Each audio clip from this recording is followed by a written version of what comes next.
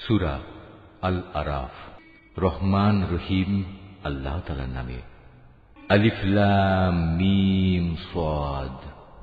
হে নবী, এ মহাগ্রন্থ তোমার উপর নাজিল করা হয়েছে যেন তুমি এর দ্বারা কাফেরদের ভয় দেখাতে পারো।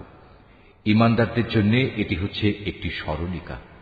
অতএব এ ব্যাপারে তোমার মনে যেন কোন প্রকারের সংকীর্ণতা না থাকে। হে মানুষ, এ কিতাবে তোমাদের মালিকের কাছ থেকে তোমাদের কাছে যা কিছু পাঠানো হয়েছে তোমরা তা যথাযথ অনুসরণ করো এবং তা বাদ দিয়ে তোমরা অন্য কোন কর্তৃপক্ষের অনুসরণ করো না। তোমরা খুব কমই উপদেশ মেনে চলো। এমন কত জনপদ আমি ধ্বংস করে দিয়েছি, তাদের উপর আমার আযাব আসত যখন তারা রাতের বেলায় ঘুমিয়ে থাকত, কিংবা আযাব আসত মধ্যদিনে যখন তারা আহারের পর বিশ্রাম করত। আর এভাবে যখন তাদের উপর আমার আযাব নাজিল হতো তখন তাদের মুখে শুধু একটি কথাই থাকত যে অবশ্যই আমরা ছিলাম জালেম। যাদের কাছে নবী পাঠানো হয়েছিল অবশ্যই আমি তাদের জিজ্ঞেস করব, একইভাবে রসুলদেরও আমি প্রশ্ন করব মানুষরা তাদের সাথে কি আচরণ করেছে। অতঃপর আমি আমার নিজস্ব জ্ঞান দ্বারা তাদের প্রত্যেকের কাছে প্রত্যেকের কার্যবলী খুলে খুলে বর্ণনা করব, কারণ আমি তো সেখানে অনুপস্থিত ছিলাম না। সেদিন পাপ পুণ্যের পরিমাপ ঠিকভাবেই করা হবে। সেদিন যাদের নেকি ওজনের পাল্লায় ভারী হবে তারাই সফল হবে, আর যাদের পাল্লা সেদিন হালকা হবে তারা হচ্ছে এমন সব লোক যারা নিজেরাই নিজেদের ক্ষতি সাধন করেছে, কারণ এরা দুনিয়ার জীবনে আমার আয়াতসমূহ নিয়ে বাড়াবাড়ি করত। আমি তোমাদের এই জমিনের ওপর প্রতিষ্ঠিত করেছি, এজন্য আমি তাতে তোমাদের জন্য সব ধরনের জীবিকার ব্যবস্থাও করে দিয়েছি, কিন্তু তোমরা আমার নিয়ামতের খুব কমই শুকর আদায় করে থাকো। আমি তোমাদের বানিয়েছি, অতঃপর আমি তোমাদের বিভিন্ন আকার অবয়ব দান করেছি। অতএব আমি ফেরেশতাদের বলেছি সম্মানের নিদর্শন হিসেবে তোমরা আদমকে সাজদা করো। তখন আমার আদেশে সবাই আদমকে সাজদা করল, একমাত্র ইবলিস ছাড়া। সে কিছুতেই সাজদাকারীদের মধ্যে শামিল হল না। আল্লাহ তাআলা বললেন, হে ইবলিস, আমি যখন নিজেই তোমাকে সাজদা করার আদেশ দিলাম তখন কোন জিনিস তোমাকে সাজদা করা থেকে বিরত রাখল? ইবলিস বলল, আমি কেন তাকে সাজদা করব? আমি তো তার চেয়ে উত্তম, কারণ তুমি আমাকে বানিয়েছ আগুন থেকে আর তাকে বানিয়েছ মাটি থেকে। আল্লাহ তাআলা বললেন, তুমি এক্ষুনি এখান থেকে নেমে যাও। এখানে বসে অহংকার করবে এটা তোমার পক্ষে কখনো সাজে না। যাও, এখান থেকে বেরিয়ে যাও, কেননা তুমি অপমানিতদেরই একজন। সে বলল, হে আল্লাহ, তুমি আমাকে সেদিন পর্যন্ত শয়তানি করার অবকাশ দাও যেদিন এ আদম সন্তানদের পুনরায় কবর থেকে ওঠানো হবে। আল্লাহ তাআলা বললেন, হ্যাঁ যাও, যাদের অবকাশ দেয়া হয়েছে তুমিও তাদের একজন। সে বলল, যেহেতু তুমি এ আদমের জন্যই আমাকে পথভ্রষ্ট করলে, তাই আমিও এদের গুমরাহ করার জন্য অবশ্যই তোমার প্রদর্শিত প্রতিটি সরল পথের বাঁকে বাঁকে ওঁত পেতে বসে থাকব। অতঃপর তাদের পথভ্রষ্ট করার জন্য আমি তাদের কাছে অবশ্যই আসব তাদের সামনের দিক থেকে, তাদের পেছন দিক থেকে, তাদের ডান দিক থেকে, তাদের বাঁ দিক থেকে। ফলে তুমি এদের অধিকাংশ লোককেই তোমার নিয়ামতের প্রতি কৃতজ্ঞতা আদায়কারী হিসেবে দেখতে পাবে না। আল্লাহ তাআলা বললেন, বের হয়ে যাও তুমি এখান থেকে অপমানিত ও বিতাড়িত অবস্থায়। আদম সন্তানের যারাই তোমার অনুসরণ করবে তাদের এবং তোমাদের সবাইকে দিয়ে নিশ্চয়ই আমি জাহান্নাম পূর্ণ করে দেব।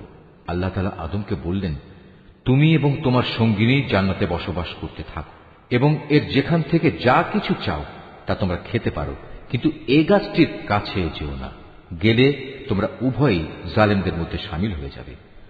অতঃপর শয়তান তাদের দুজনকেই কুমন্ত্রণা দিল যেন সে তাদের নিজেদের লজ্জাস্থানসমূহ যা তাদের পরস্পরের কাছ থেকে গোপন করে রাখা হয়েছিল প্রকাশ করে দিতে পারে। সে তাদের আরো বলল, তোমাদের মালিক তোমাদের এই গাছটির কাছে যাওয়া থেকে তোমাদের যে বারণ করেছেন তার উদ্দেশ্য এছাড়া আর কিছুই নয় যে সেখানে গেলে তোমরা উভয়ই ফেরেশতা হয়ে যাবে, অথবা এর ফলে তোমরা জান্নাতে চিরস্থায়ী হয়ে যাবে। সে তাদের কাছে কসম করে বলল, আমি অবশ্যই তোমাদের উভয়ের জন্য তোমাদের হিতাকাঙ্ক্ষীদের একজন। এভাবে সে এদের দুজনকেই প্রতারণার জালে আটকে ফেলল। অতঃপর একসময় যখন তারা উভয়ই সে গাছ ও তার ফল আস্বাদন করল তখন তাদের লজ্জাস্থানসমূহ তাদের উভয়ের সামনে খুলে গেল। সাথে সাথে তারা জান্নাতের বিভিন্ন লতাপাতা নিজেদের উপর জড়িয়ে নিজেদের গোপন স্থানসমূহ ঢাকতে শুরু করল। তাদের মালিক তখন তাদের ডাক দিয়ে বললেন, আমি কি তোমাদের উভয়কে এই গাছটির কাছে যাওয়া থেকে নিষেধ করিনি, এবং আমি কি তোমাদের একথা বলে দেইনি যে শয়তান হচ্ছে তোমাদের উভয়ের প্রকাশ্য দুশমন? নিজেদের ভুল বুঝতে পেরে তারা দুজনেই বলে উঠল, হে আমাদের মালিক, আমরা আমাদের নিজেদের উপর জুলুম করেছি। তুমি যদি আমাদের মাফ না করো তাহলে অবশ্যই আমরা চরম ক্ষতিগ্রস্তদের দলে সামিল হয়ে যাব। আল্লাহ তাআলা বললেন, এবার তোমরা সবাই এখান থেকে নেমে যাও। আজ থেকে তোমরা ও শয়তান চিরদিনের জন্য একে অপরের দুশমন। সুনির্দিষ্ট সময় পর্যন্ত পৃথিবীতে থাকার উদ্দেশ্যে তোমাদের জন্য সেখানে বসবাসের জায়গা ও জীবন সামগ্রীর ব্যবস্থা থাকবে। আল্লাহ তাআলা আরো বললেন, তোমরা সেখানেই জীবন যাপন করবে, সেখানেই তোমরা মৃত্যুবরণ করবে এবং সেখান থেকেই তোমাদের পুনরায় বের করে আনা হবে। হে আদম সন্তানরা, আমি তোমাদের উপর পোশাক সংক্রান্ত বিধান পাঠিয়েছি, যাতে করে এর দ্বারা তোমরা তোমাদের গোপন স্থানসমূহ ঢেকে রাখতে পারো এবং নিজেদের সৌন্দর্যও ফুটিয়ে তুলতে পারো। তবে আসল পোশাক হচ্ছে কিন্তু তাকওয়ার, আল্লাহর ভয় জাগ্রতকারী পোশাক। আর এটা হচ্ছে উত্তম পোশাক এবং এটা আল্লাহর নিদর্শনসমূহেরও একটি অংশ। এর উদ্দেশ্য হচ্ছে যাতে করে মানুষরা এর থেকে শিক্ষা গ্রহণ করতে পারে। হে আদমের সন্তানরা, শয়তান যেভাবে তোমাদের পিতামাতাকে জান্নাত থেকে বের করে দিয়েছে, তেমনি করে তোমাদেরও সে যেন প্রতারিত করতে না পারে। শয়তান তাদের উভয়ের দেহ থেকে তাদের পোশাক খুলে ফেলেছিল, যাতে করে তাদের উভয়ের গোপন স্থানসমূহ উভয়ের কাছে উন্মুক্ত হয়ে পড়ে। মূলত সে নিজে এবং তার সঙ্গী সাথীরা তোমাদের এমন সব স্থান থেকে দেখতে পায় যেখান থেকে তোমরা তাদের দেখতে পাও না। যারা আমাকে বিশ্বাস করে না তাদের জন্য শয়তানকে আমি অভিভাবক বানিয়ে দিয়েছি। এদের অবস্থা হচ্ছে, তারা যখন কোনো অশ্লীল আচরণ করে তখন তারা বলে, আমরা আমাদের পূর্বপুরুষদেরও এর উপর পেয়েছি, স্বয়ং আল্লাহ তাআলাই আমাদের এর নির্দেশ দিয়েছেন। হে নবী, তুমি বলো, আল্লাহ তাআলা কখনো অশ্লীল কিছুর হুকুম দেন না। তোমরা কি আল্লাহ তাআলা সম্পর্কে এমন কিছু বলছো যার ব্যাপারে তোমরা কিছুই জানো না? তুমি আরো বলো, আমার মালিক তো শুধু ন্যায় ইনসাফের আদেশ দিচ্ছেন। তার আদেশ হচ্ছে প্রতিটি ইবাদতেই তোমরা তোমাদের লক্ষ্য স্থির রাখবে, তাকেই তোমরা ডাকো, জীবন বিধান একান্তভাবে তার জন্যই খালেস করে। যেভাবে তিনি তোমাদের প্রথম সৃষ্টি করেছেন সেভাবেই তোমাদের আবার সৃষ্টি করা হবে। অতঃপর একদল লোককে তিনি সঠিক পথ দেখিয়েছেন, আর দ্বিতীয় দলটির উপর গুমরাহি ও বিদ্রোহ ভালোভাবেই চেপে বসেছে। এরাই পরবর্তী পর্যায়ে আল্লাহ তাআলাকে বাদ দিয়ে শয়তানদের নিজেদের অভিভাবক বানিয়ে নিয়েছে। এ সত্ত্বেও তারা নিজেদের সঠিক পথের উপর মনে করে। হে আদম সন্তানরা, তোমরা প্রতিটি ইবাদতের সময়ই তোমাদের সৌন্দর্য মণ্ডিত পোশাক গ্রহণ করো, তোমরা খাও এবং পান করো, তবে কোনো অবস্থাতেই অপচয় করো না, কেননা আল্লাহ তাআলা অপচয়কারীদের কখনো পছন্দ করেন না। হে নবী, তুমি বলো, আল্লাহ তাআলার দয়া সৌন্দর্য মণ্ডিত পোশাক এবং পাক পবিত্র জিনিস খাবার খাওয়া তোমাদের জন্য কে হারাম করেছে? এগুলো তো আল্লাহ তাআলা স্বয়ং নিজেই তার বান্দাদের জন্য বের করে এনেছেন। তুমি বলো, এগুলো হচ্ছে সাধারণত পার্থিব পাওনা, কিন্তু কিয়ামতের দিন বিশেষভাবে এগুলো ঈমানদারদের জন্য নির্দিষ্ট থাকবে। এভাবেই আমি জ্ঞানী সমাজের জন্য আমার আয়াতসমূহ খুলে খুলে বর্ণনা করি। তুমি এদের বলো, হ্যাঁ, আমার মালিক যা কিছু হারাম করেছেন তা হচ্ছে যাবতীয় প্রকাশ্য ও অপ্রকাশ্য অশ্লীল কাজ এবং গুনাহ ও অন্যায়ভাবে বাড়াবাড়ি করা। তিনি আরো হারাম করেছেন আল্লাহর সাথে অন্য কাউকে শরীক করা, যার ব্যাপারে তিনি কখনো কোনো সনদ নাজিল করেননি, এবং আল্লাহ তাআলা সম্পর্কে তোমাদের এমন সব বাজে কথা বলা যার ব্যাপারে তোমাদের কোনোই জ্ঞান নেই।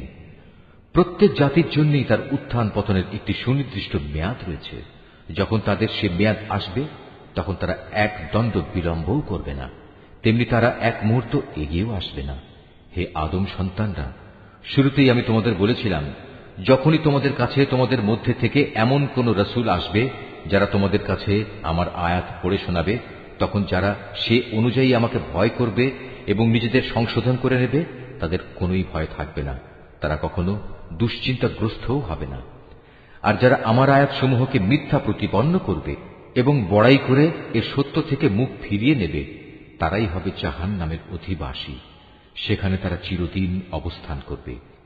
যে ব্যক্তি আল্লাহ তাআলা সম্পর্কে মিথ্যা রচনা করে কিংবা তার আয়াতকে মিথ্যা সাব্যস্ত করে, তার চাইতে বড় জালেম আর কে? এরা হচ্ছে সেসব ব্যক্তি যারা কেতাবে বর্ণিত দুর্ভোগের তাদের নিজেদের অংশ পেতে থাকবে।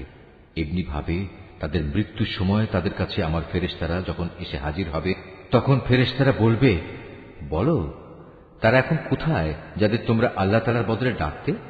তারা বলবে, আজ তারা আমাদের ছেড়ে সরে গেছে। তারা সেদিন সবাই নিজেদের বিরুদ্ধে সাক্ষ্য দেবে, তারা সত্যি কাফির ছিল। আল্লাহ তাআলা বলবেন, তোমাদের আগে যেসব মানুষের দল, জিনের দল গত হয়ে গেছে, তাদের সাথে তোমরাও আজ সবাই জাহান্নামের আগুনে ঢুকে পড়ো। এমনি করে যখন এক একটি জনগোষ্ঠী জাহান্নামে দাখিল হতে থাকবে, তখন তারা তাদের আদর্শগত ভাই বোনদের উপর লানত দিতে থাকবে। এভাবে লানত দিতে দিতে যখন সবাই সেখানে গিয়ে একত্র হবে, তখন তাদের শেষের দলটি পূর্ববর্তী দলের ব্যাপারে বলবে, হে আমাদের মালিক, এরাই হচ্ছে সেসব লোক যারা আমাদের গোমরা করেছিল, তুমি এদের জাহান্নামের শাস্তি দ্বিগুণ করে দাও। আল্লাহ তাআলা বলবেন, আজ তোমাদের প্রত্যেককেই দ্বিগুণ শাস্তি দেওয়া হবে, কিন্তু তোমরা তো অনুধাবনই করতে না। তাদের প্রথম দলটি তাদের শেষের দলটিকে বলবে, হ্যাঁ, আমরা যদি অপরাধী হয়েই থাকি, তবে তোমাদেরও আমাদের উপর কোনো শ্রেষ্ঠত্ব ছিল না। এ সময়ই আল্লাহর ঘোষণা আসবে, এখন তোমরা সবাই নিজ নিজ কর্মফলের বিনিময়ে জাহান্নামের আযাবের স্বাদ গ্রহণ করতে থাকো। অবশ্যই যারা আমার আয়াতসমূহকে অস্বীকার করেছে এবং দম্ভ ভরে তা থেকে মুখ ফিরিয়ে নিয়েছে, তাদের জন্য কখনো রহমত ভরা আসমানের দুয়ার খুলে দেয়া হবে না, যতক্ষণ পর্যন্ত একটি সূচের ছিদ্র পথ দিয়ে একটি উট প্রবেশ করতে না পারবে, ততক্ষণ পর্যন্ত এরা জান্নাতে প্রবেশ করতে পারবে না। আমি এভাবেই অপরাধীদের প্রতিফল দিয়ে থাকি। সেদিন তাদের জন্য নিচের বিছানাও হবে জাহান্নামের, আবার জাহান্নামই হবে তাদের উপরের আচ্ছাদন। এভাবেই জালেমদের আমি প্রতিফল দিয়ে থাকি। অপরদিকে যারা আমার উপর ঈমান এনেছে এবং নেক আমল করেছে, আমি তাদের কারো উপর তাদের সাধ্যের বাইরে দায়িত্বভার অর্পণ করি না। এ নেক লোকেরাই হচ্ছে জান্নাতের অধিবাসী, তারা সেখানে চিরদিন থাকবে। তাদের মনের ভেতর পরস্পরের বিরুদ্ধে যে ঘৃণা বিদ্বেষ লুকিয়েছিল, তা আমি সেদিন বের করে ফেলে দেব। তাদের জন্য নির্দিষ্ট জান্নাতের পাদদেশ দিয়ে ঝর্ণাধারা প্রবাহিত হবে। এসব দেখে তারা বলবে, সমস্ত প্রশংসা আল্লাহ তাআলার জন্য, যিনি আমাদের এই পুরস্কারের স্থানটি দেখিয়েছেন।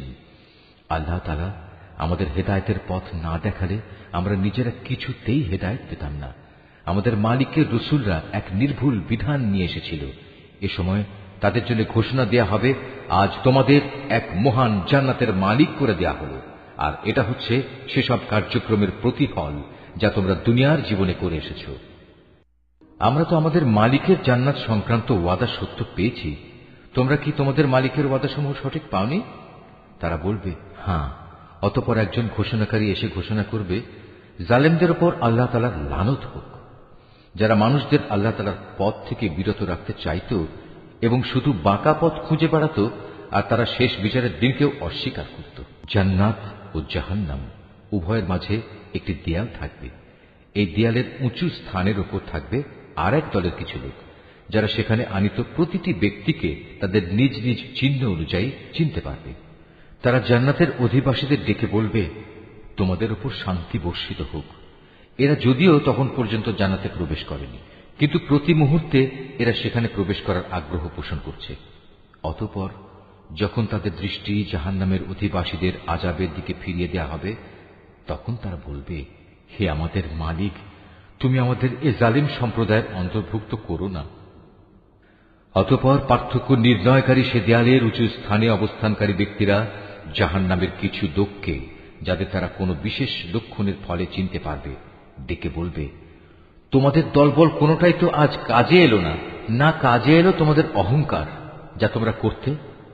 অপরদিকে আজ চেয়ে দেখো মোমেনদের প্রতি, এরা কি সেসব লোক নয় যাদের ব্যাপারে তোমরা কসম করে বলতে, আল্লাহ তাআলা এদের তার রহমতের কোনো অংশই দান করবেন না, অথচ আজ এদেরকেই আল্লাহ তাআলা বলেছেন, তোমরা সবাই জান্নাতে প্রবেশ করো, তোমাদের কোনোই ভয় নেই, না তোমরা দুঃখিত হবে। এবার জাহান্নামের অধিবাসীরা জান্নাতের লোকদের ডেকে বলবে, আমাদের উপর সামান্য কিছু পানি অন্তত ঢেলে দাও, অথবা আল্লাহ তাআলা তোমাদের যে খাবার দান করেছেন তার কিয়দংশ আমাদের দাও। তারা বলবে, আল্লাহ তাআলা আজ এ দুটি জিনিস কাফেরদের জন্য হারাম করেছেন। যারা দিনকে খেল তামাশায় পরিণত করে রেখেছিল এবং পার্থিব জীবন তাদের প্রতারণার জালে আটকে রেখেছিল, তাদের আজ আমি ঠিক সেভাবেই ভুলে যাব যেভাবে তারা আমার সামনাসামনি হওয়ার এই দিনটিকে ভুলে গেছে এবং আমার আয়াতসমূহ অস্বীকার করেছে। আমি তাদের কাছে এমন একটি কেতাব পৌঁছে দিয়েছিলাম যা আমি বিশদ জ্ঞান দ্বারা সমৃদ্ধ করে বর্ণনা করেছি। যারা এর ওপর ঈমান আনবে, এ কেতাব হবে তাদের জন্য সুস্পষ্ট হেদায়েত ও রহমত। এরা কি চূড়ান্ত কোন পরিণামের জন্য অপেক্ষা করছে?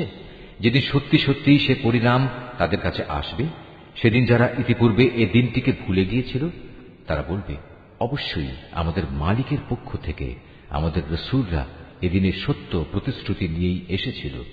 আমাদের জন্য আজ কোন সুপারিশকারী কি আছে যারা আমাদের পক্ষে আল্লাহর কাছে কিছু বলবে?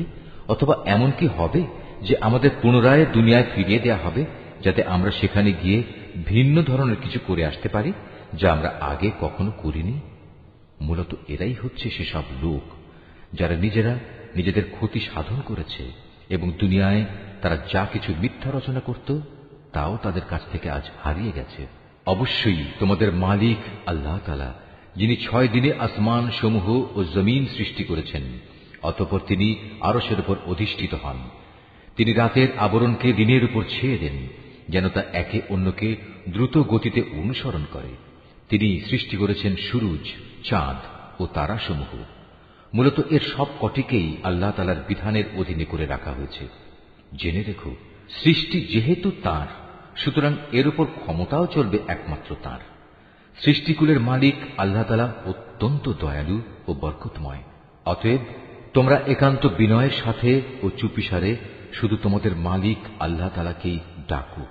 অবশ্যই তিনি তাঁর রাজত্বে যারা বাড়াবাড়ি করে তাদের পছন্দ করেন না। আল্লাহর জমিনে একবার তাঁর শান্তি স্থাপনের পর তাতে তোমরা বিপর্যয় সৃষ্টি করো না। তোমরা ভয় ও আশা নিয়ে একমাত্র আল্লাহ তাআলাকেই ডাকো। অবশ্যই আল্লাহর রহমত নেক লোকদের অতি নিকটে রয়েছে। তিনি মহান আল্লাহ, যিনি বাতাসকে বৃষ্টি ও রহমতের আগাম সুসংবাদবাহী হিসেবে জনপদের দিকে পাঠান। শেষ পর্যন্ত যখন সে বাতাস পানির ভারী মেঘমালা বহন করে চলতে থাকে, তখন আমি তাকে একটি মৃত জনপদের দিকে পাঠিয়ে দিই। অতঃপর সে মেঘ থেকেই আমি পানি বৃষ্টি বর্ষণ করি। অতঃপর তা দিয়ে জমিন থেকে আমি সব ধরনের ফলমূল বের করে আনি। এভাবে আমি মৃতকেও জীবন থেকে বের করে আনব। সম্ভবত এ থেকে তোমরা কিছু শিক্ষা গ্রহণ করতে পারবে। উৎকৃষ্ট জমিন, তা থেকে তার মালিকের আদেশে উৎকৃষ্ট ফসলই উৎপন্ন হয়। আর যে জমিন বিনষ্ট হয়ে গেছে তা কঠোর পরিশ্রম ব্যতীত কিছুই উৎপন্ন করে না। এভাবেই আমি আমার নিদর্শনসমূহ স্পষ্ট করে বর্ণনা করি এমন এক জাতির জন্য যারা আমার নিয়ামতের কৃতজ্ঞতা জ্ঞাপন করে। আমি নূহকে তার জাতির কাছে পাঠিয়েছি। অতঃপর সে তাদের বলল, হে আমার জাতির লোকেরা, তোমরা আল্লাহ তাআলার দাসত্ব কবুল করো। তিনি ছাড়া তোমাদের আর কোনো মাবুদ নেই। আমি তোমাদের উপর এক কঠিন দিনের আযাবের আশঙ্কা করছি। তার জাতির নেতারা বলল, হে নূহ, আমরা দেখতে পাচ্ছি তুমি এক সুস্পষ্ট গুমরাহিতে নিমজ্জিত রয়েছ। সে বলল, হে আমার সম্প্রদায়ের লোকেরা, আমার মধ্যে কোনোই গুমরাহি নেই। আমি তো হচ্ছি সৃষ্টিকুলের মালিক আল্লাহর পক্ষ থেকে আসা একজন রাসূল। আমার কাজ হচ্ছে আমি আমার মালিকের বাণীসমূহ তোমাদের কাছে পৌঁছে দেব এবং সে মতে তোমাদের শুভ কামনা করব। আখিরাত সম্পর্কে আমি আল্লাহ তাআলার কাছ থেকে এমন কিছু কথা জানি যা তোমরা জানো না। তোমরা কি এতে আশ্চর্যান্বিত হচ্ছ যে তোমাদের উপর তোমাদেরই মতো একজন মানুষের মাধ্যমে আল্লাহ তাআলার বাণী এসেছে, যাতে করে সে তোমাদের আযাব সম্পর্কে সতর্ক করে দিতে পারে? ফলে তোমরা সময় থাকতে সাবধান হবে এবং আশা করা যায় এতে করে তোমাদের উপর দয়া করা হবে। অতঃপর তারা তাকে মিথ্যা প্রতিপন্ন করল। আমি তাকে এবং তার সাথে যারা নৌকায় আরোহণ করেছিল তাদের সবাইকে আযাব থেকে উদ্ধার করেছি। আর যারা আমার আযাব সমূহকে মিথ্যা বলেছে তাদের আমি পানিতে ডুবিয়ে দিয়েছি। এরা ছিল গোঁড়া অন্ধ। আমি আদ জাতির কাছে পাঠিয়েছিলাম তাদেরই এক ভাই হুদকে। সে তাদের বলল, হে আমার জাতি, তোমরা এক আল্লাহ তাআলার দাসত্ব স্বীকার করো। তিনি ছাড়া তোমাদের দ্বিতীয় কোনো ইলাহ নেই। তোমরা কি তাকে ভয় করবে না? তার জাতির সর্দাররা যারা তাকে অস্বীকার করেছে তারা বলল, আমরা তো দেখছি তুমি নির্বুদ্ধিতায় লিপ্ত আছো এবং আমরা মনে করি তুমি মিথ্যাবাদীদেরই একজন। সে বলল, হে আমার সম্প্রদায়ের লোকেরা, আমার সাথে কোন রকম নির্বুদ্ধিতা জড়িত নেই, বরং আমি হচ্ছি সৃষ্টিকুলের মালিক আল্লাহ তাআলার পক্ষ থেকে আগত একজন রাসূল। আমার দায়িত্ব হচ্ছে আমি আমার মালিকের কাছ থেকে আসা বাণীসমূহ তোমাদের কাছে পৌঁছে দেব। আমি তোমাদের একজন বিশ্বস্ত শুভাকাঙ্ক্ষী। তোমরা কি এটা দেখে বিস্মিত হচ্ছ যে তোমাদের কাছে তোমাদেরই মতো একজন মানুষের মাধ্যমে তোমাদের মালিকের কাছ থেকে তোমাদের আযাবের ভয় দেখানোর জন্য সুস্পষ্ট বাণী এসেছে? স্মরণ করো কিভাবে আল্লাহ তাআলা তোমাদের নূহের পর এই জমিনের খলিফা বানিয়েছেন এবং অন্যান্য সৃষ্টির চাইতে তিনি তোমাদের বেশি ক্ষমতা দান করেছেন। অতএব হে আমার জাতি, তোমরা আল্লাহ তাআলার অনুগ্রহগুলো স্মরণ করো। আশা করা যায় তোমরা সাফল্য অর্জন করতে পারবে। তারা হুদকে বলল, তুমি কি আমাদের কাছে এজন্যই এসেছ যে আমরা কেবল এক আল্লাহর ইবাদত করব এবং আমাদের পূর্বপুরুষরা যাদের বন্দিগি করেছে তাদের একেবারে বাদ দিয়ে দেব? এটাই যদি হয় তাহলে নিয়ে এসো আমাদের কাছে সে আযাব যার ব্যাপারে তুমি আমাদের এত ভয় দেখাচ্ছ, যদি তুমি সত্যবাদী হও।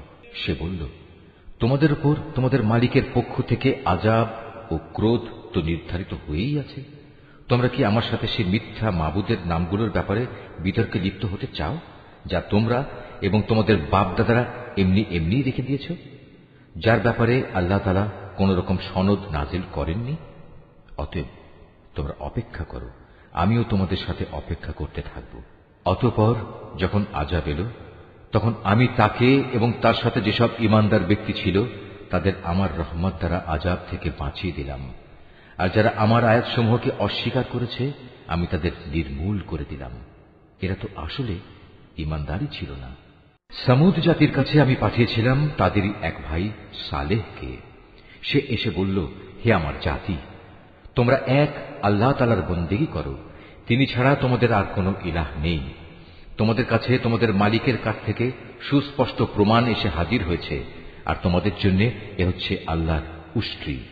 একে তোমরা ছেড়ে দাও যেন তা আল্লাহ তাআলার জমিনে বিচরণ করে খেতে পারে। তোমরা তাকে কোনো খারাপ মতলবে স্পর্শ করো না, তাহলে আল্লাহর পক্ষ থেকে কঠোর আযাব এসে তোমাদের পাকড়াও করবে। স্মরণ করো যখন আল্লাহ তাআলা আদ জাতির পর তোমাদের দুনিয়ার খলিফা বানিয়েছিলেন এবং আল্লাহ তাআলার জমিনে তিনি তোমাদের প্রতিষ্ঠা দান করেছেন, যার ফলে তোমরা এর সমতল ভূমি থেকে মাটি নিয়ে তা দিয়ে প্রাসাদ বানাচ্ছ, আর পাহাড়ের গা কেটে কেটে নিজেদের ঘরবাড়ি তৈরি করতে পারছ।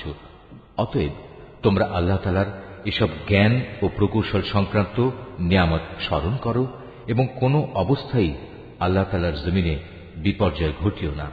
তার জাতির সেসব নেতৃস্থানীয় লোক যারা নিজেদের গৌরবের বড়াই করে বেড়াত, অপেক্ষাকৃত দুর্বল শ্রেণীর লোকদের যারা তাদের মধ্যে থেকে তার উপর ঈমান এনেছে, বলল, তোমরা কি সত্যি জানো সালেহ আল্লাহ তাআলার পাঠানো একজন রাসূল?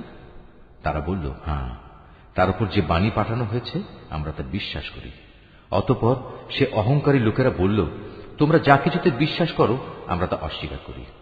অতএব তারা উষ্ট্রিটিকে মেরে ফেলল এবং এর দ্বারা তারা তাদের মালিকের নির্দেশের স্পষ্ট বিরোধিতা করল এবং তারা বলল, হে সালেহ, আমরা তো উষ্ট্রিটিকে মেরে ফেললাম, যদি তুমি সত্যিই রাসূল হয়ে থাকো তাহলে সে আযাব নিয়ে এসো যার ওয়াদা তুমি আমাদের দিচ্ছ। অতঃপর এক প্রলয়ঙ্কারী ভূমিকম্প তাদের গ্রাস করে ফেলল, ফলে তারা নিজেদের ঘরেই মুখ থুবড়ে পড়ে রইল। অতঃপর সে তাদের কাছ থেকে অন্যদিকে চলে গেল এবং সে নিজের জাতিকে বলল, আমি আমার মালিকের সতর্ক বাণী তোমাদের কাছে পৌঁছে দিয়েছিলাম এবং তোমাদের জন্য কল্যাণও কামনা করেছিলাম, কিন্তু তোমরা তো কোনো কল্যাণকামীদের পছন্দই করো না। আমি লূতকেও পাঠিয়েছিলাম যখন সে তার জাতিকে বলেছিল, তোমরা এমন এক অশ্লীলতার কাজ করছো যা তোমাদের আগে সৃষ্টিকুলের আর কেউ কখনো করেনি। তোমরা যৌন তৃপ্তির জন্য নারীদের বাদ দিয়ে পুরুষদের কাছে যাও। আসলে তোমরা হচ্ছ এক সীমা লঙ্ঘনকারী জাতি। তার জাতির কাছে তখন একথা বলা ছাড়া আর কোনো জবাবই ছিল না যে সবাই মিলে তাদের তোমাদের জনপদ থেকে বের করে দাও, কেননা এরা হচ্ছে কতিপয় পাক পবিত্র মানুষ। অতঃপর যখন আমার আযাব এলো তখন আমি তাকে এবং তার পরিবার পরিজনকে উদ্ধার করলাম, তার স্ত্রীকে ছাড়া। সে আযাবে কবলিত হয়ে পেছনের লোকদের মধ্যে শামিল থেকে গেল। আমি তাদের উপর প্রচন্ড আযাবের বৃষ্টি বর্ষণ করতে থাকলাম। সুতরাং তুমি ভালো করে চেয়ে দেখো অপরাধী ব্যক্তিদের পরিণাম সেদিন কি ভয়াবহ হয়েছিল। আর মদিয়ানবাসীদের কাছে আমি পাঠিয়েছিলাম তাদেরই এক ভাই শোয়েবকে। সে তাদের বলল, হে আমার জাতি, তোমরা এক আল্লাহ তাআলার বন্দেগী করো, তিনি ছাড়া তোমাদের আর কোনো ইলাহ নেই। তোমাদের কাছে তোমাদের মালিকের পক্ষ থেকে সুস্পষ্ট নিদর্শন এসে গেছে। অতএব তোমরা সে মোতাবেক ঠিক ঠিক মতো পরিমাপ ও ওজন করবে। মানুষদের দেওয়ার সময় কখনো কম দিয়ে তাদের ক্ষতিগ্রস্ত করো না। আল্লাহ তাআলার এ জমিনে শান্তি ও সংস্কার স্থাপিত হওয়ার পর তাতে তোমরা পুনরায় বিপর্যয় সৃষ্টি করো না। তোমরা যদি আল্লাহ তাআলার উপর ঈমান আনো তাহলে এটাই তোমাদের জন্য কল্যাণকর। প্রতিটি রাস্তায় তোমরা এজন্য বসে থেকো না যে তোমরা লোকদের ভীত সন্ত্রস্ত করবে, এবং যারা ঈমান এনেছে তাদের তোমরা আল্লাহ তাআলার পথ থেকে বিরত রাখবে, আর সব সময় অহেতুক দোষ ত্রুটি খুঁজতে থাকবে।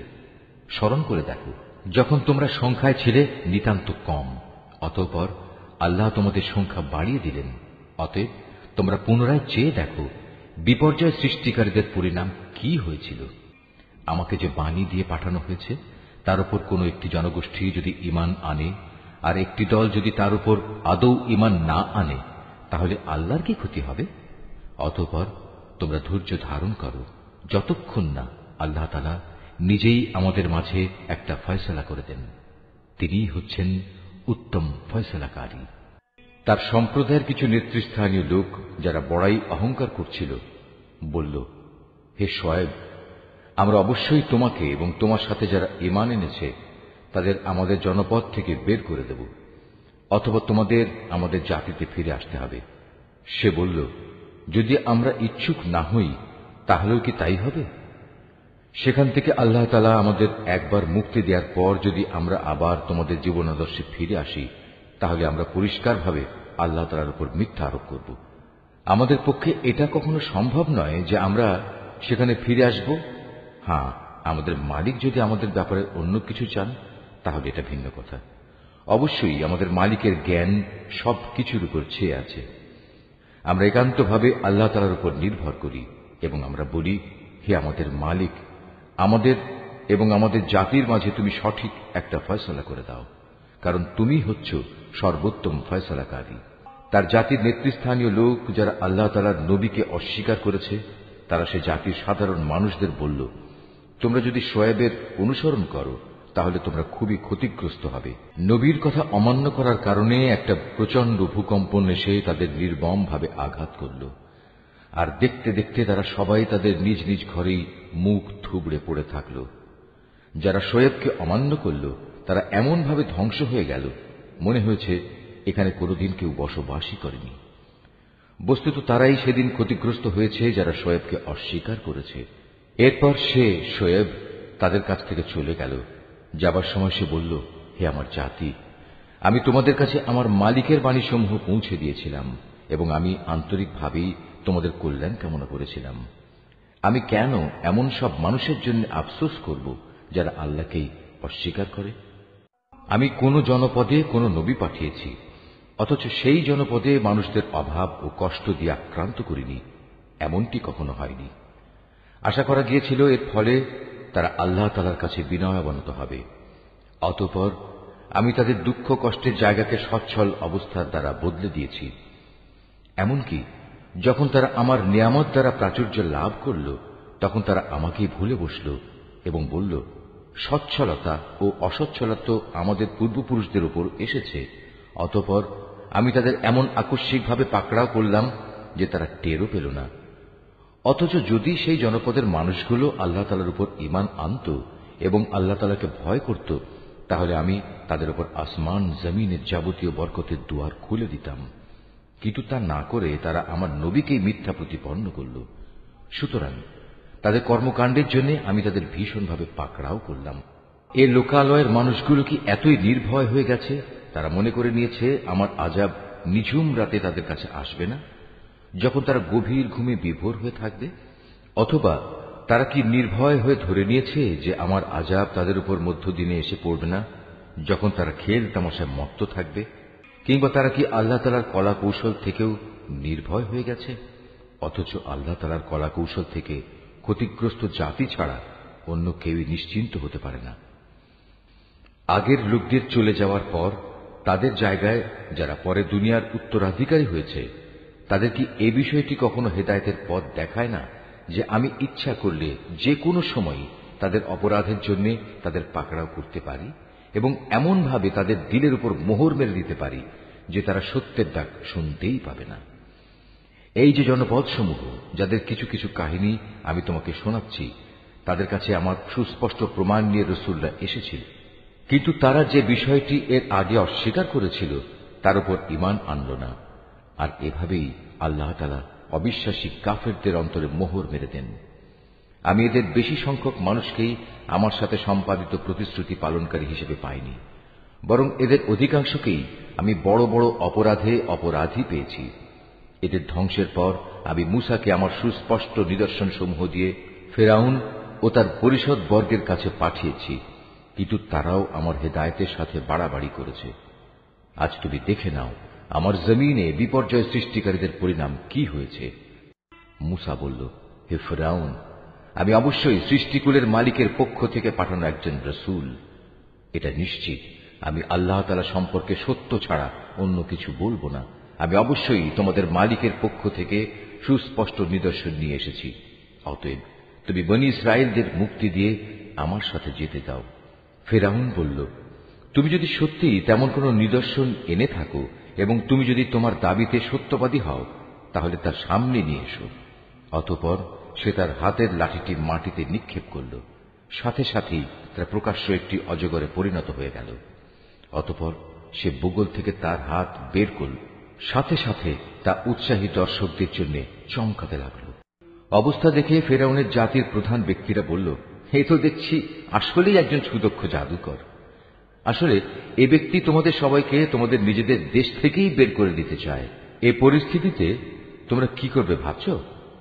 অতঃপর তারা ফেরাউনকে বলল, আপাতত তাকে এবং তার ভাইকে কিছুদিনের জন্য এমনি থাকতে দাও এবং এ সুযোগে তোমরা শহরে বন্দরে সরকারি সংগ্রাহক পাঠিয়ে দাও, যেন তারা দেশের সকল দক্ষ জাদুকরদের অবিলম্বে তোমার কাছে এনে হাজির করে। সিদ্ধান্ত মোতাবেক জাদুকররা যখন ফেরাউনের কাছে এলো, তখন তারা বলল, আমরা যদি আজ মূসার মোকাবেলায় বিজয়ী হই, তবে আমাদের জন্য পুরস্কারের ব্যবস্থা থাকবে তো? সে বলল, হ্যাঁ, তা তো অবশ্যই। তোমরাই হবে দরবারের ঘনিষ্ঠতম ব্যক্তিদের অন্যতম। অতঃপর তারা তাদের জাদুর বাণ নিক্ষেপ করে মানুষদের দৃষ্টি শক্তির ওপর জাদু করে ফেলল। এতে করে তারা মানুষদের ভীত আতঙ্কিত করে তুলল। তারা সেদিন সত্যি সত্যিই বড় জাদুমন্ত্র নিয়ে হাজির হয়েছিল।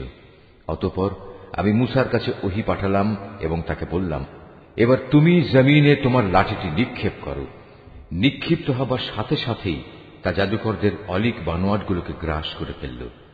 অতঃপর সত্য প্রতিষ্ঠিত হয়ে গেল, আর তারা যা কিছু বানিয়ে এনেছিল তা মিথ্যা প্রতিপন্ন হল। সেখানে তারা সবাই পরাভূত হল এবং তারা লাঞ্ছিত হয়ে ফিরে গেল। অতঃপর সত্যের সামনে জাদুকরদের অবনত করে দেয়া হল। তারা সবাই সমস্বরে বলে উঠল, আমরা সৃষ্টিকুলের মালিকের উপর ঈমান আনলাম, যিনি মূসা ও হারুনের মালিক। ঘটনার এই আকস্মিক মোড় পরিবর্তন দেখে ফেরাউন বলল, এ কি, আমি তোমাদের কোন রকম অনুমতি দেওয়ার আগেই তোমরা তার উপর ঈমান আনলে? আসলে আমি বুঝতে পারলাম এ ছিল তোমাদের নিশ্চিত একটা ষড়যন্ত্র। এ নগরে বসেই তোমরা তা পাকিয়েছ, যাতে করে তার অধিবাসীদের তোমরা সেখান থেকে বের করে দিতে পারো। অচিরেই তোমরা এই বিদ্রোহের পরিণাম জানতে পারবে। আমি তোমাদের একদিকের হাত ও অন্যদিকের পাগুলো কেটে ফেলব, এরপর আমি তোমাদের সবাইকে শুলে চড়াবো। তারা বলল, আমরা তো একদিন আমাদের মালিকের কাছে ফিরে যাবই, তাই আমরা তোমার শাস্তির পরোয়া করি না। তুমি আমাদের কাছ থেকে এই কারণেই এই প্রতিশোধ নিচ্ছ যে আমাদের মালিকের নিদর্শন সমূহ যা তার কাছ থেকে আমাদের কাছে এসে পৌঁছেছে, আমরা তার উপর ঈমান এনেছি। আমরা আল্লাহ তাআলার কাছে প্রার্থনা করি, হে আমাদের মালিক, তুমি আমাদের ধৈর্য ধারণ করার ক্ষমতা দাও এবং তোমার অনুগত বান্দা হিসেবে তুমি আমাদের মৃত্যু দিও। ফেরাউনের জাতির সর্দাররা তাকে বলল, তুমি কি মূসা ও তার দলবলকে এই জমিনে বিপর্যয় সৃষ্টি করার জন্য এমনিই ছেড়ে দিয়ে রাখবে এবং তারা তোমাকে ও তোমার দেবতাদের এভাবে বর্জন করেই চলবে? সে বলল, না, তা কখনো হবে না। আমি অচিরেই তাদের ছেলেদের হত্যা করে ফেলব এবং তাদের মেয়েদের আমি জীবিত রাখব। নিঃসন্দেহে আমি তাদের উপর বিপুল ক্ষমতায় ক্ষমতাবান। মুসা এবার তার জাতিকে বলল, তোমরা আল্লাহর কাছে সাহায্য চাও এবং ধৈর্য ধারণ করো। মনে রেখো, অবশ্যই এই জমিন হচ্ছে আল্লাহ তাআলার। তিনি নিজ বান্দাদের মাঝে যাকে চান তাকেই এই জমিনের ক্ষমতা দান করেন। চূড়ান্ত সাফল্য তাদের জন্যই যারা আল্লাহ তাআলাকে ভয় করে।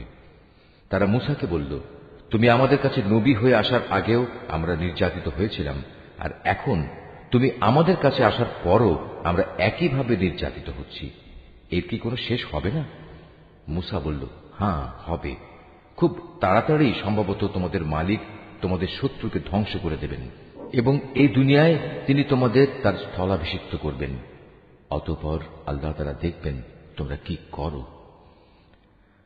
ক্রমাগত বেশ কয়েক বছর ধরে আমি ফেরাউনের লোকজনদের দুর্ভিক্ষ ও ফসলের স্বল্পতা দিয়ে আক্রান্ত করে রেখেছিলাম। সম্ভবত তারা কিছুটা হলেও বুঝতে পারবে। যখন তাদের উপর ভালো সময় আসত তখন তারা বলতো, এ তো ছিল আমাদের নিজেদেরই পাওনা। আবার যখন দুঃসময় তাদের পেয়ে বসত তখন নিজেদের দুর্ভাগ্যের ভার তারা মুসা এবং তার সঙ্গী সাথীদের উপরই আরোপ করত। হ্যাঁ, তাদের দুর্ভাগ্যের যাবতীয় বিষয় তো আল্লাহ তাআলার হাতেই রয়েছে, কিন্তু তাদের অধিকাংশ লোকই এ সম্পর্কে অবহিত নয়। তারা মুসাকে আরো বলল, আমাদের উপর জাদুর প্রভাব বিস্তার করার জন্য তুমি যত নিদর্শনই নিয়ে আসো না কেন, আমরা কখনো তোমার উপর ঈমান আনব না। এ ধৃষ্টতার জন্য অতঃপর আমি তাদের উপর ঝড় তুফান দিলাম, পঙ্গপাল পাঠালাম, উকুন ছড়ালাম, ব্যাঙ ছেড়ে দিলাম ও রক্তপাতজনিত বিপর্যয় নাজিল করলাম। এর সব কয়টি তাদের কাছে এসেছিল আমার এক একটা সুস্পষ্ট নিদর্শন হিসেবে, কিন্তু এ সত্ত্বেও তারা অহংকার বড়াই করতেই থাকল। আসলেই তারা ছিল একটি অপরাধী জাতি। যখনই তাদের উপর কোনো বিপর্যয় আসত তখন তারা বলতো, হে মুসা, তোমার প্রতি প্রদত্ত তোমার মালিকের প্রতিশ্রুতি মতো তুমি আমাদের জন্য তোমার মালিকের কাছে দোয়া করো। যদি এবারের মতো আমাদের উপর থেকে এ বিপদ দূর করে দাও, তাহলে অবশ্যই আমরা তোমার উপর ঈমান আনব এবং বনী ইসরায়েলদেরও তোমার সাথে যেতে দেব। অতঃপর যখনই তাদের উপর থেকে একটি নির্দিষ্ট সময়ের জন্য যে সময়টুকু সেজন্য নির্ধারিত ছিল সে বালা মুসিবত আমি অপসারণ করে নিতাম, তখন সাথে সাথে তারা ওয়াদা ভঙ্গ করে ফেলত। অতঃপর আমি তাদের কাছ থেকে প্রতিশোধ নিলাম, তাদের আমি অতল সাগরে ডুবিয়ে দিলাম, কেননা তারা আমার নিদর্শন সমূহকে মিথ্যা প্রতিপন্ন করেছিল এবং আমার এ শাস্তি থেকে তারা উদাসীন হয়ে গিয়েছিল। এবার আমি তাদের সত্যি সত্যি ক্ষমতার আসনে বসিয়ে দিলাম। এতদিন যাদের দুর্বল করে রাখা হয়েছিল তাদের আমি এ রাজ্যের পূর্ব পশ্চিম সহ সব কয়টি প্রান্তের অধিকারী বানিয়ে দিলাম, যাতে আমি আমার প্রভূত কল্যাণ ছড়িয়ে দিয়েছি। এভাবেই বনী ইসরায়েলের উপর প্রদত্ত তোমার মালিকের প্রতিশ্রুতির সেই কল্যাণ বাণী সত্যে পরিণত হল, কেননা তারা ধৈর্য ধারণ করেছিল। ফেরাউন ও তার জাতির যাবতীয় শিল্পকর্ম ও উঁচু প্রাসাদ যা তারা নির্মাণ করেছিল আমি সবকিছুই ধ্বংস করে দিলাম। ফেরাউনকে ডুবিয়ে দিয়ে আমি বনী ইসরায়েলদের সমুদ্র পার করে দিয়েছি। অতঃপর সমুদ্রের এপারে তারা এমন একটি জাতির কাছে এসে পৌঁছল যারা সব সময় তাদের মূর্তিকে পূজা দেওয়ার জন্য বসে থাকত। এদের দেখে বনী ইসরায়েলের লোকেরা বলল, হে মুসা, তুমি আমাদের জন্য এ ধরনের একটি দেবতা বানিয়ে দাও যেমন এদের দেবতা রয়েছে। একথা শুনে সে তাদের বলল, তোমরা হচ্ছ আসলেই এক মূর্খ জাতি। এ লোকেরা যেসব কাজে লিপ্ত রয়েছে তা একদিন ধ্বংস করে দেয়া হবে এবং এরা যা করছে তাও সম্পূর্ণ বাতিল বলে গণ্য হবে। মুসা আরো বলল, আমি কি তোমাদের জন্য আল্লাহ তাআলাকে বাদ দিয়ে অন্য একজন মাবুদ তালাশ করতে যাব? অথচ এই আল্লাহ তাআলাই তোমাদের দুনিয়ার সবকিছুর উপর শ্রেষ্ঠত্ব প্রদান করেছেন। তাছাড়া তোমাদের সে সময়ের কথা স্মরণ করা উচিত যখন আমি তোমাদের ফেরাউনের লোকজনদের কাছ থেকে মুক্ত করেছিলাম। তারা তোমাদের মর্মান্তিক শাস্তি দিত, তারা তোমাদের পুত্র সন্তানদের হত্যা করত আর তোমাদের মেয়েদের তারা জীবিত ছেড়ে দিত। এতে তোমাদের জন্য তোমাদের পরওয়ারদিগারের পক্ষ থেকে এক মহা পরীক্ষা নিহিত ছিল। মুসাকে আমার কাছে ডাকার জন্য আমি 30টি রাত নির্ধারণ করে দিয়েছিলাম, পরে তাতে আরো 10 মিলিয়ে তাকে পূর্ণ করেছি। এভাবেই তার জন্য তার মালিকের নির্ধারিত সময় 40 রাতের মেয়াদ পূর্ণ হয়ে গেল। যাত্রার প্রাক্কালে মুসা তার ভাই হারুনকে বলল, আমার অবর্তমানে আমার লোকদের মাঝে তুমি আমার প্রতিনিধিত্ব করবে, তাদের প্রয়োজনীয় সংশোধনও করবে, কখনো বিশৃঙ্খলা সৃষ্টিকারীদের কথা মতো চলবে না। যখন মূসা আমার সাক্ষাতের জন্য নির্ধারিত স্থানে এসে পৌঁছল এবং তার মালিক তার সাথে কথা বললেন, তখন সে বলল, হে আমার মালিক, আমাকে তোমার কুদরত দেখাও, আমি তোমাকে দেখব। তিনি বললেন, না, তুমি কখনো আমাকে দেখতে পাবে না। তুমি বরং অনতি দূরের পাহাড়টির দিকে তাকিয়ে দেখো, যদি আমার নূর দেখার পর পাহাড়টি স্বস্থানে স্থির হয়ে দাঁড়িয়ে থাকতে পারে, তাহলে তুমি অবশ্যই সেখানে আমায় দেখতে পাবে। অতঃপর যখন তার মালিক পাহাড়ের উপর স্বীয় জ্যোতি নিক্ষেপ করলেন, তখন তা পাহাড়কে চূর্ণ বিচূর্ণ করে দিল। সাথে সাথেই মূসা বেহুশ হয়ে গেল। পরে যখন সে সংজ্ঞা ফিরে পেল, তখন সে বলল, মহাপবিত্রতা তোমার, হে আল্লাহ, আমি তোমার কাছে তওবা করছি, আর তোমার উপর ঈমান আনায়নকারীদের মধ্যে আমি হতে চাই প্রথম। আল্লাহ তাআলা বললেন, হে মূসা, আমি মানুষের মাঝ থেকে তোমাকে আমার নবুয়ত ও আমার সাথে বাক্যালাপের মর্যাদা দিয়ে বাছাই করে নিয়েছি। অতএব আমি তোমাকে হেদায়েতের যা কিছু বাণী দিয়েছি তা নিষ্ঠার সাথে গ্রহণ করো, এবং এজন্য তুমি আমার কৃতজ্ঞতা আদায় করো। এই ফলকের মধ্যে আমি তার জন্য সর্ববিষয়ের উপদেশমালা ও সবকিছুর বিস্তারিত বিবরণ লিখে দিলাম। অতএব একে শক্ত করে আঁকড়ে ধরো এবং তোমার জাতির লোকদের বলো, তারা যেন এর উৎকৃষ্ট অংশ গ্রহণ করে। অচিরেই আমি তোমাদের সেসব ধ্বংসপ্রাপ্ত বিদ্রোহীদের আস্তানা দেখাব। অচিরেই আমি সেসব মানুষদের দৃষ্টি আমার এসব নিদর্শন থেকে ভিন্ন দিকে ফিরিয়ে দেব, যারা পৃথিবীতে অন্যায়ভাবে বাহাদুরি করে বেড়ায়। আসলে এই লোকেরা যদি অতীত ধ্বংসাবশেষের সব কয়টি চিহ্ন দেখতে পায়, তবু তারা তার উপর ঈমান আনবে না। যদি তারা সঠিক পথ দেখতেও পায়, তবু তারা পথকে পথ বলে গ্রহণ করবে না। যদি এর কোথাও কোনো বাঁকা পথ তারা দেখতে পায়, তাহলে তাকেই অনুসরণযোগ্য পথ হিসেবে গ্রহণ করবে। এটা এ কারণে যে তারা আমার আয়াতসমূহকে মিথ্যা সাব্যস্ত করেছে, আর এই আযাব থেকেও তারা ছিল উদাসীন। যারা আমার আয়াতসমূহ ও পরকালে আমার সামনাসামনি হওয়ার বিষয়কে অস্বীকার করবে, তাদের সব কার্যকলাপই বিনষ্ট হয়ে যাবে, আর তারা এই দুনিয়ায় যা কিছু করবে তাদের তেমনি প্রতিফল দেয়া হবে। মূসার জাতির লোকেরা তার তুর পর্বতে গমনের পর নিজেদের অলংকার দিয়ে একটি গোবাছুর বানিয়ে দিল। তা ছিল জীবনবিহীন একটি দেহ, যার আওয়াজ ছিল শুধু গরুর হাম্বারম। এ লোকেরা কি দেখতে পায় না যে সে দেহটি তাদের সাথে কোনো কথা বলে না, না সেটি তাদের কোনো পথের দিশা দেয়? কিন্তু এ সত্ত্বেও তারা সেটিকে মাবুদ বলে গ্রহণ করল। তারা ছিল আসলেই জালেম। অতঃপর যখন তারা অনুতপ্ত হল এবং নিজেরা এটা দেখতে পেল যে তারা আসলেই গুমরা হয়ে গেছে, তখন তারা বলল, আমাদের মালিক যদি আমাদের উপর দয়া না করেন এবং গোবাছুরকে মাবুদ বানানোর জন্য যদি তিনি আমাদের ক্ষমা না করেন, তাহলে আমরা নিশ্চিত ধ্বংস হয়ে যাব। কিছুদিন পর মূসা যখন ক্রুদ্ধ ও ক্ষুব্ধ হয়ে নিজের লোকজনদের কাছে ফিরে এলো, তখন সে এসব কথা শুনে বলল, আমার তুর পর্বতে যাওয়ার পর তোমরা কি জঘন্য কাজই না করেছ? তোমরা কি তোমাদের মালিকের কাছ থেকে কোনো পরিষ্কার আদেশ আসার আগেই তোমাদের মালিকের আদেশের ব্যাপারে তাড়াহুড়া শুরু করলে? রাগে ক্ষোভে সে ফলকগুলো ফেলে দিল এবং তার ভাইয়ের মাথার চুল ধরে তাকে নিজের দিকে টেনে আনল। মূসাকে লক্ষ্য করে সে বলল, হে আমার মায়ের ছেলে সহোদর ভাই, এ জাতির লোকগুলো আমাকে দুর্বল করে দিতে চেয়েছিল। তারা এক পর্যায়ে আমাকে তো মেরেই ফেলতে চেয়েছিল। তুমি আমার সাথে এমন কোনো আচরণ করো না যা শত্রুদের আনন্দিত করে, আর তুমি আমাকে কখনো জালেম সম্প্রদায়ের অন্তর্ভুক্ত করো না। সে মূসা বলল, হে আমার মালিক, আমাকে ও আমার ভাইকে তুমি মাফ করে দাও এবং তুমি আমাদের তোমার রহমতের মধ্যে দাখিল করে নাও। তুমি সবচেয়ে বড় দয়াবান। আল্লাহ তাআলা মূসাকে বললেন, হ্যাঁ, যেসব লোক গরুর বাছুরকে মাবুদ বানিয়েছে, অচিরেই তাদের উপর তাদের মালিকের পক্ষ থেকে গজব আসবে, আর দুনিয়ার জীবনেও তাদের উপর আসবে অপমান এবং লাঞ্ছনা। আল্লাহ তাআলার নামে মিথ্যা কথা রটনাকারীদের আমি এভাবেই শাস্তি দিয়ে থাকি। যেসব লোক অন্যায় কাজ করেছে, এরপর তারা তওবা করেছে এবং যথাযথ ঈমান এনেছে, নিশ্চয়ই এই যথার্থ তওবার পর তোমার মালিক ক্ষমাশীল ও পরম দয়ালু হিসেবে তাদের সাথে আচরণ করবেন। পরে যখন মূসার ক্রোধ কিছুটা প্রশমিত হল, তখন সে তাওরাতের ফলকগুলো তুলে নিল। তার পাতায় হেদায়েত ও রহমত সম্বলিত কথাবার্তা লিখিত ছিল এমন সব লোকের জন্য যারা তাদের মালিককে ভয় করে। মুসা তার সম্প্রদায়ের মধ্যে থেকে এবার ৭০ জন লোককে আমার প্রতিশ্রুতির সময়ে সমবেত হবার জন্য বাছাই করে নিল। তখন এক প্রচন্ড ভূকম্পন এসে তাদের আক্রমণ করল।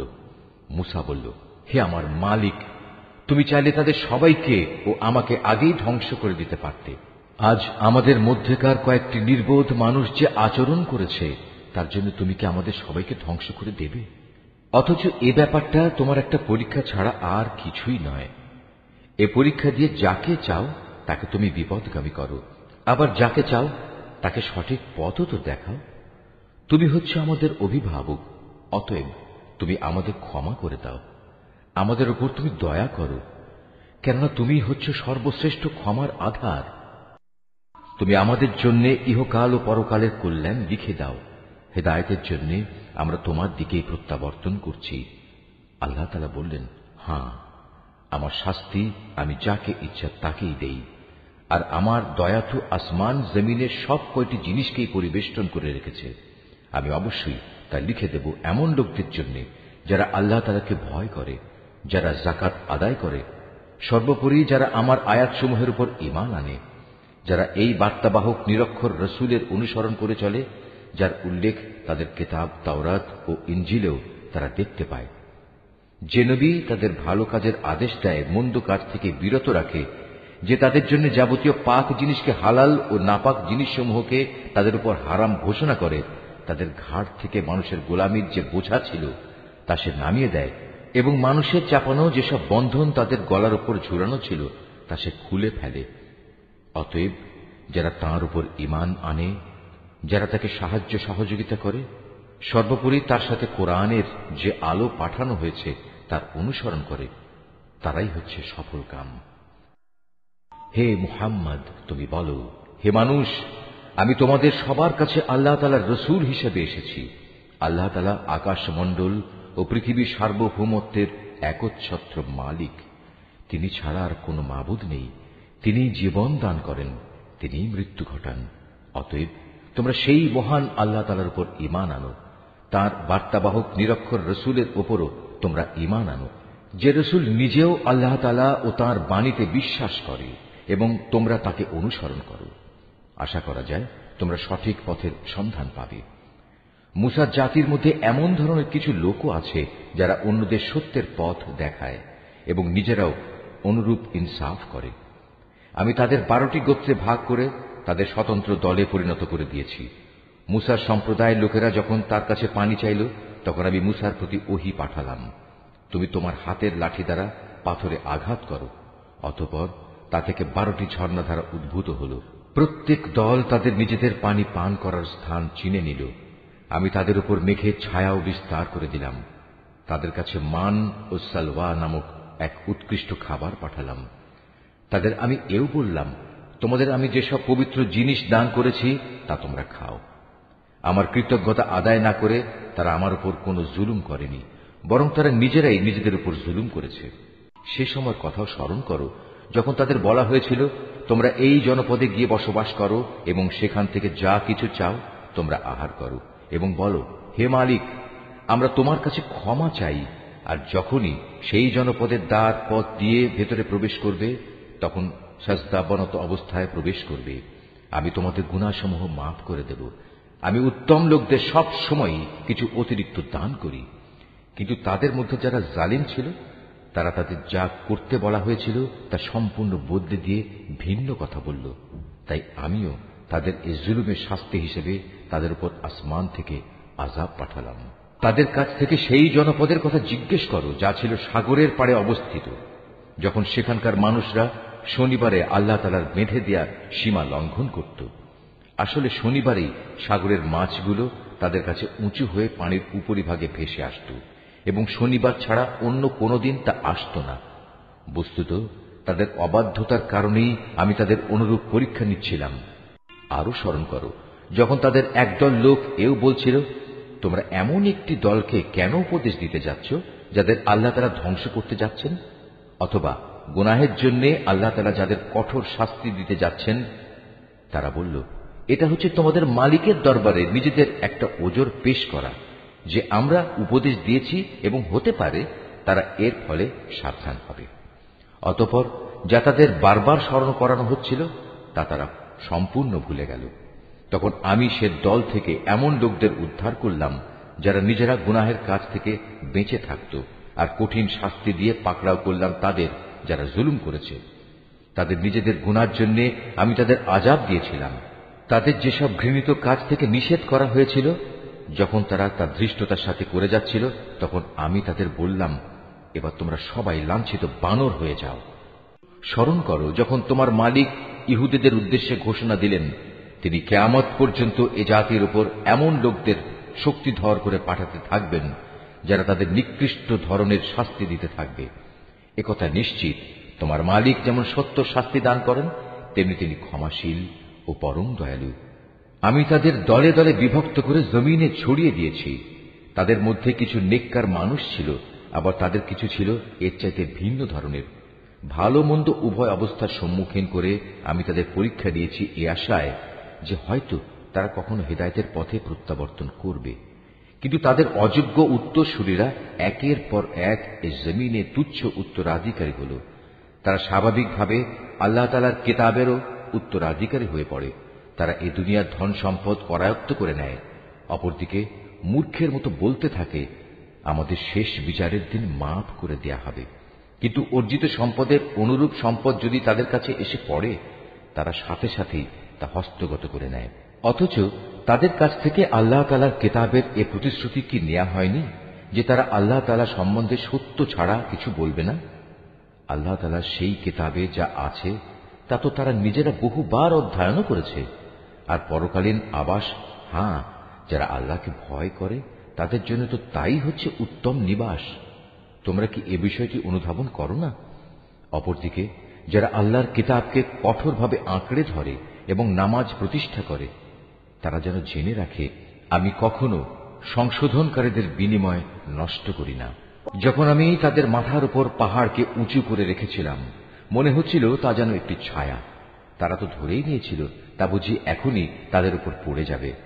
আমি তাদের বললাম, তোমাদের আমি হেদায়েত সম্বলিত যে কিতাব দিয়েছি তা কঠোরভাবে আঁকড়ে ধরো এবং তাতে যা কিছু আছে তা বারবার স্মরণ করো।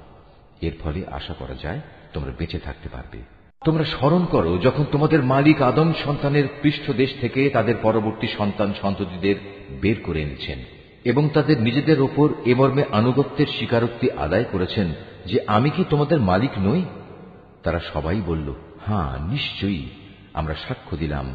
এর উদ্দেশ্য ছিল যেন কিয়ামতের দিন তোমরা একথা বলতে না পারো আমরা তো এ বিষয়ে অনবহিত ছিলাম, কিংবা একথা যেন না বলো যে আল্লাহর সাথে শিরক তো আমাদের বাপদাদারা আগে করেছে আর আমরা তো ছিলাম তাদের পরবর্তী বংশধর।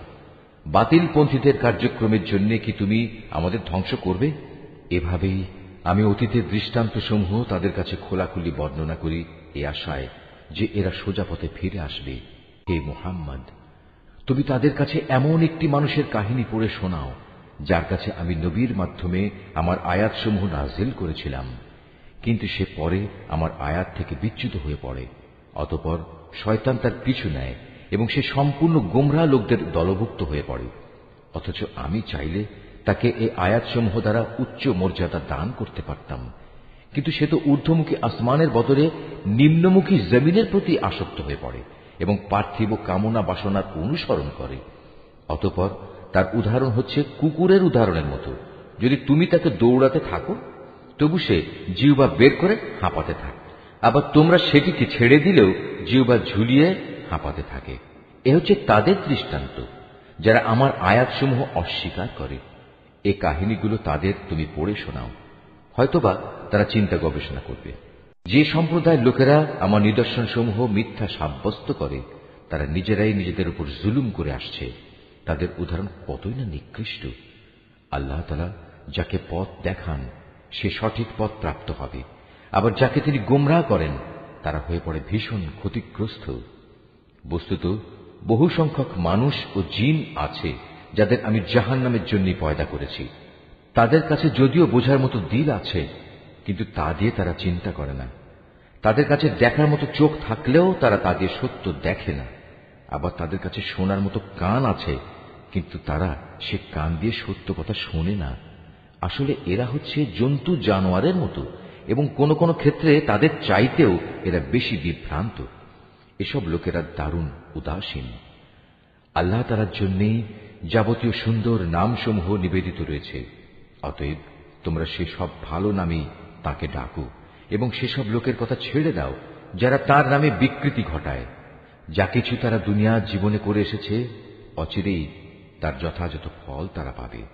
আমি যাদের সৃষ্টি করেছি সে মানুষ ও জিনদের মাঝে আবার এমন একটি দল আছে যারা মানুষকে সঠিক পথের দিকে ডাকে এবং সে মতে নিজেরাও নিজেদের জীবনে ইনসাফ কায়েম করে। যারা আমার আয়াতসমূহকে মিথ্যা প্রতিপন্ন করে ক্রমে ক্রমে আমি তাদের এমন ভাবে ধ্বংসের দিকে ঠেলে নিয়ে যাব তারা তা টেরও পাবে না। আমি তাদের বিদ্রোহের জন্য অবকাশ দিয়ে রাখব এবং এ ব্যাপারে আমার কৌশল অত্যন্ত শক্ত। তারা কি কখনো চিন্তা করে দেখে না যে তাদের সাথী মুহাম্মদ কোনো পাগল নয়, সে তো হচ্ছে আযাবের একজন সুস্পষ্ট সতর্ককারী মাত্র। তারা কি আসমান সমূহ ও পৃথিবীর সার্বভৌমত্বের বিষয়টির দিকে কখনো তাকিয়ে দেখে না এবং তাকিয়ে দেখে না আল্লাহ তাআলা এখানে যা কিছু সৃষ্টি করেছেন তার প্রতি এবং এর প্রতিও তাদের অবস্থানের মেয়াদ হয়তো নিকটবর্তী হয়ে এসেছে। এরপর আর কোন কথা আছে যা বললে এরা ঈমান আনবে? আল্লাহ তাআলা যাকে পথহারা করে দেন তাকে পথে আনার আর দ্বিতীয় কেউ নেই। আল্লাহ তাআলা তো তাদের সবাইকেই তাদের অবাধ্যতায় উদ্ভ্রান্তের মতো ঘুরে বেড়ানোর জন্য ছেড়ে দেন। তারা তোমার কাছে কিয়ামত সম্পর্কে জিজ্ঞেস করে, এই দিনটি কখন সংঘটিত হবে? তুমি তাদের বলো, এ জ্ঞান তো আমার মালিকের কাছেই রয়েছে, এর সময় আসার আগে তিনি তা প্রকাশ করবেন না। আকাশমণ্ডল ও জমিনের জন্য সেদিন তা হবে একটি ভয়াবহ ঘটনা। এটি তোমাদের উপর পতিত হবে একান্ত আকস্মিক ভাবেই। তারা এই প্রশ্নটি এমন ভাবে জিজ্ঞেস করে যে মনে হয় তুমি বুঝি বিষয়টি সম্পর্কে সবকিছু জানো। তাদের বলো, কিয়ামতের জ্ঞান তো একমাত্র আল্লাহ তাআলার কাছেই রয়েছে, কিন্তু অধিকাংশ মানুষই এ সত্যটুকু জানে না। তুমি আরো বলো, আমার নিজের ভালো মন্দর মালিকও তো আমি নই, তবে আল্লাহ তাআলা যা চান তাই হয়। যদি আমি অজানা বিষয় সম্পর্কে জানতাম তাহলে আমি নিজের জন্য সে জ্ঞানের জোরে অনেক ফায়দাই হাসিল করে নিতে পারতাম এবং এ কারণে কোনো অকল্যাণী আমাকে স্পর্শ করতে পারত না। আমি তো শুধু একজন নবী, জাহান্নামে সতর্ককারী ও জান্নাতের সুসংবাদবাহী মাত্র, শুধু সে জাতির জন্য যারা আমার উপর ঈমান আনে। তিনিই সেই আল্লাহ তাআলা যিনি তোমাদের একটি প্রাণ থেকে পয়দা করেছেন এবং পরবর্তী পর্যায়ে তার থেকে তিনি তার জুড়ি বানিয়েছেন যেন তার জুড়ির কাছে গিয়ে সে পরম শান্তি লাভ করতে পারে। অতঃপর যখন পুরুষ সাথীটি তার মহিলা সাথীটিকে দৈহিক প্রয়োজনের জন্য ঢেকে দিল তখন মহিলা সাথীটি এক লঘু গর্ভ ধারণ করল এবং প্রথম দিকে সে এ নিয়েই চলাফেরা করল। পরে যখন সে গর্ভের কারণে ওজনে ভারী হয়ে এলো তখন তারা পুরুষ মহিলা উভয়ই তাদের মালিককে ডেকে বলল, হে আল্লাহ তাআলা, যদি তুমি আমাদের একটি সুস্থ ও পূর্ণাঙ্গ সন্তান দান করো তাহলে আমরা অবশ্যই তোমার কৃতজ্ঞতা আদায় করব। পরে সত্যিই যখন তিনি তাদের উভয়কে একটি নিখুঁত সন্তান দান করলেন তখন তারা যা কিছু সন্তানের আকারে আল্লাহর পক্ষ থেকে তাদের দেয়া হয়েছে সে ব্যাপারেই অন্যদের শরীক বানিয়ে নিল। আল্লাহ তাআলা তাদের শরীক বানানো থেকে অনেক পবিত্র। এরা কি আল্লাহ তাআলার সাথে এমন কিছুকে শরীক মনে করে যারা কিছুই সৃষ্টি করতে পারে না, বরং তাদের নিজেদেরই সৃষ্টি করা হয়। তারা তাদের কাউকে কোন রকম সাহায্য করতে সক্ষম নয় এবং তারা নিজেদেরও কোন রকম সাহায্য করতে পারে না। তোমরা যদি এই মূর্খ লোকদের হেদায়েতের পথের দিকে আহ্বান করো তারা তোমাদের কথা শুনবে না। তাই তোমরা তাদের হেদায়েতের পথে ডাকো কিংবা চুপ করে থাকো, উভয়টাই তোমাদের জন্য সমান কথা। আল্লাহ তাআলাকে বাদ দিয়ে তোমরা যাদের সাহায্যের জন্য ডাকো তারা তো তোমাদের মতোই কতিপয় বান্দা, তোমরা তাদের ডেকেই দেখো না। তোমরা তোমাদের দাবিতে সত্যবাদী হলে তাদের উচিত তোমাদের ডাকে সাড়া দেয়া। তাদের কি কোনো পা আছে যার উপর ভর দিয়ে তারা চলতে পারে? অথবা তাদের কি কোনো ক্ষমতাধর হাত আছে যা দিয়ে তারা সবকিছু ধরতে পারে? কিংবা তাদের কোনো চোখ আছে যা দিয়ে তারা সবকিছু দেখতে পারে? কিংবা আছে তাদের কোনো কান যা দিয়ে তারা শুনতে পারে? তুমি বলো, তোমরা ডাকো তোমাদের শরীকদের, এরপর তোমরা আমার বিরুদ্ধে ষড়যন্ত্র করো। ষড়যন্ত্র করার সময় আমাকে কোনো অবকাশও দিও না। তুমি তাদের বলো, নিশ্চয়ই আমার অভিভাবক হচ্ছেন একমাত্র আল্লাহ, যিনি কিতাব নাজিল করেছেন। তিনি হামেশাই ভালো লোকদের অভিভাবকত্ব করেন। আল্লাহ তাআলাকে বাদ দিয়ে যাদের তোমরা ডাকো তারা তোমাদের কোন রকম সাহায্য করতে সক্ষম নয়, এমনকি তারা নিজেদেরও কোন রকম সাহায্য করতে পারে না। তোমরা যদি কখনো তাদের হেদায়েতের পথে আসার আহ্বান জানাও, তবে তারা শুনতেই পাবে না। কথা বলার সময় যদিও তুমি দেখছ তারা তোমার দিকেই চেয়ে আছে, কিন্তু এরা সত্য দেখতেই পায় না। হে মুহাম্মদ, এদের সাথে তুমি ক্ষমার নীতি অবলম্বন করো, নেক কাজের আদেশ দাও এবং মূর্খ লোকদের তুমি এড়িয়ে চলো। কখনো যদি শয়তানের কুমন্ত্রণা তোমাকে প্ররোচিত করে, সাথে সাথেই তুমি আল্লাহ তাআলার কাছে আশ্রয় চাও। অবশ্যই তিনি সবকিছু শোনেন এবং সবকিছু জানেন। আল্লাহ তাআলাকে যারা ভয় করে, তাদের যদি কখনো শয়তানের পক্ষ থেকে কুমন্ত্রণা স্পর্শ করে, তবে তারা সাথে সাথেই আত্মসচেতন হয়ে পড়ে। তৎক্ষণাৎ তাদের চোখ খুলে যায়। তাদের কাফের ভাই বন্ধুরা তাদের বিদ্রোহের পথেই টেনে নিয়ে যেতে চায়, অতঃপর তারা চেষ্টার কোনো ত্রুটি করে না। আবার যখন তুমি কিছুদিন তাদের কাছে কোনো আয়াত এনে হাজির না করো, তখন তারা বলে, ভালো হতো যদি তুমি নিজেই তেমন কিছু বেছে না নিতে। তুমি বলো, আমি তো তাই অনুসরণ করি যা আমার মালিকের কাছ থেকে আমার কাছে নাজিল হয়। আরে কোরআন হচ্ছে তোমাদের মালিকের কাছ থেকে নাজিল করা অন্তর্দৃষ্টি সম্পন্ন জ্ঞান। যারা ঈমান এনেছে এ কিতাব তাদের জন্য হেদায়েত ও রহমত। যখন তোমার সামনে কোরআন তেলাওয়াত করা হয়, তখন মনোযোগের সাথে তা শোনো এবং নিশ্চুপ থাকো। আশা করা যায় এর ফলে তোমাদের উপর দয়া করা হবে। হে নবী, তোমার মালিককে স্মরণ করো মনে মনে, সকাল সন্ধ্যায় সবিনয়ে এবং সশঙ্ক চিত্তে। অনুচ্চ স্বরের কথাবার্তা দিয়েও তাকে তুমি স্মরণ করো, কখনো তার স্মরণ থেকে গাফেল হয়েও না।